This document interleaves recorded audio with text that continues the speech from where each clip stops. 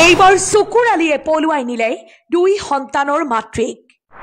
চকুৰ আলিৰ এনে জঘন্য কাণ্ডত দুৰ্ভগীয়া পৰিয়ালৰ মাজত সৃষ্টি হৈছে হাহাকাৰ পৰিস্থিতি। 21 জুলাই পুৱতি নিশা এগৰাকী বোৱাৰীয়ে পলাই পত্ৰং দিছে চকুৰ আলিৰ লগত। পিছে এই অভিযোগ আমাৰ নহয়, ভুক্তভোগী স্বামীৰ পৰিয়ালে উত্থাপন কৰিছে এই অভিযোগ।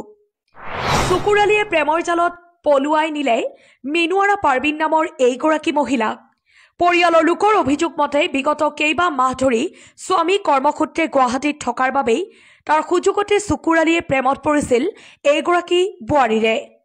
কামৰূপৰ চমৰীয়া সমষ্টিৰ অন্তৰ্গত ভলুকাবাৰী গাঁৱত সংঘটিত হৈছে এই ঘটনাটো।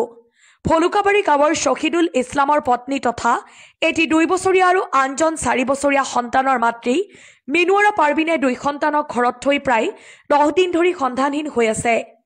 প্ৰেমৰ বাবেই 2 বছৰীয়া কণমানি সন্তানক ত্যাগ কৰা পাখণ্ড মাতৃ মিনুৱাৰা পাৰ্বিনৰ কৰ্মকাণ্ডই সম্প্ৰতি সমগ্ৰ ভলুকাবাৰী গাঁৱত প্ৰতিক্ৰিয়াৰ সৃষ্টি কৰিছে।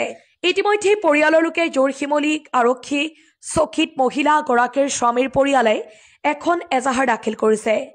মহিলাগৰাকীক কোনো সদাশয় ব্যক্তিয়ে দেখা পালে স্থানীয় আৰক্ষী নাইবা পৰিয়ালৰ 9395177698 নম্বৰত যোগাযোগ কৰিবলৈ আহ্বান জনাইছে।